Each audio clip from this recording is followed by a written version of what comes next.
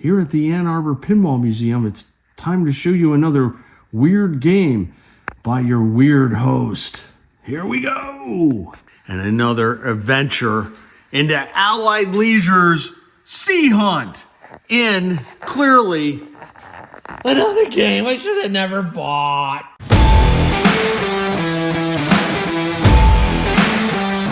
So in 1972, Allied Leisure came up with this great idea of what they called a shaker game. And instead of just having flipper buttons, they had these controls.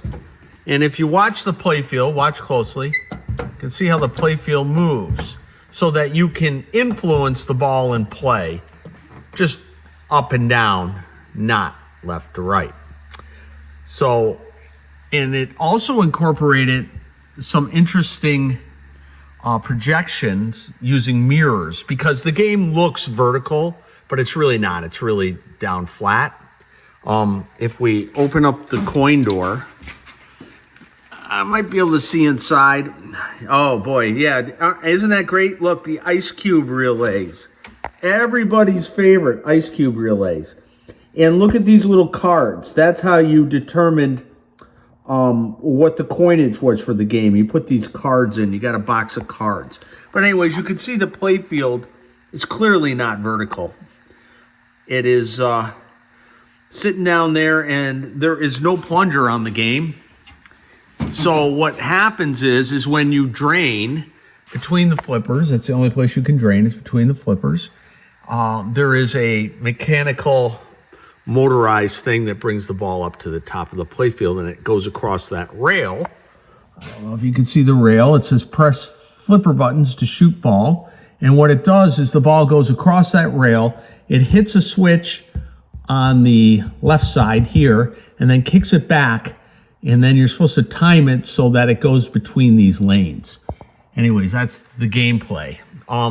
More funkiness is much like Midway. They use motorized score reels, which is another nightmare, but here we are. Another company doing something a little different that is a pain in the butt to work on. But let me show you the back of the game. See,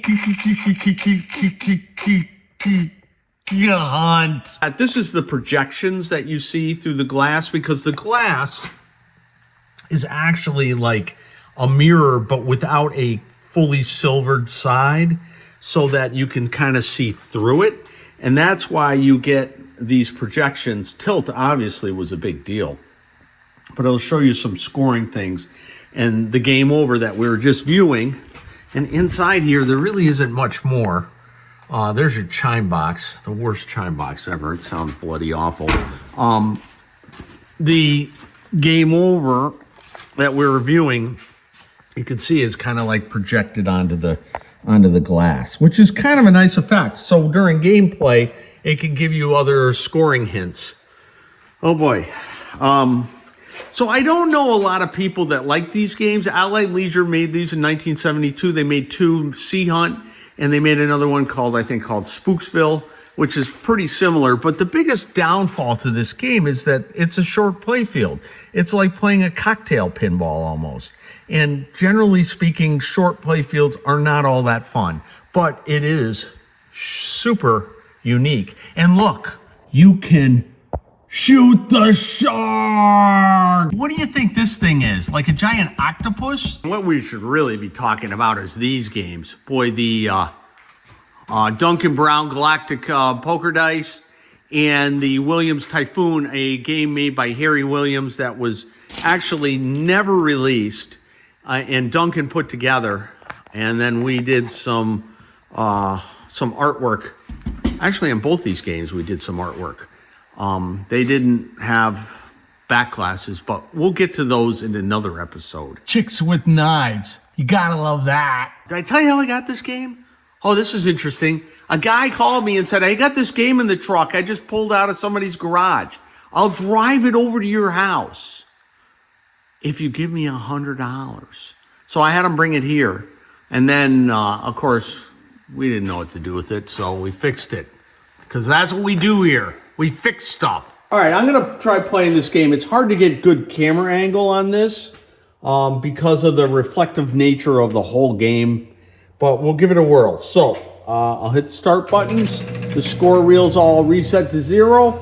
And now you see the ball going across the top of the playfield, back and forth. So I got to try and time it so that I can release it. Oh, I got to press the flipper buttons. There we go. Get in a lane. Good. We got it hit a lane. Nice chimes, huh? Sounds like Sesame Street and they're beating on the trash can. But look, see how that number 8 scores 3,000. You see how I get these little reminders of what I need to be hitting on the playfield, which is nice. It's kind of like Pinball 2000, so to speak, you know, with that reflective technology, which is a cool thing in 1972. But the gameplay, like I said, it's not like amazing or anything. Matter of fact, oh, look, a bounce back. Oh, man. So now I want to hit the number 2 across the top. The ball comes across the top. Let's see if I can get it. I didn't. I would have gotten some more points, and out we go. World's shortest game, 3 ball, and the game is over. But that kind of gives you the gist. I'll run it one more time just for giggles because, you know, it is super fun. Yes, it is super fun. Okay, get that 3. Shake her across there. Give it a little angle. All right, here we go. Get the number 4. Get the number 8. Now I got nothing. Back to the 5 now, and I lost the bloody ball. Oh God. Here we go. So it brings the ball up. Oh God, give it. Bloody hell! I missed them all. Oh my God. This game is difficult to play. I mean, I have all of 450 points. Come on, come on! Oh, God, I want to shoot the shark.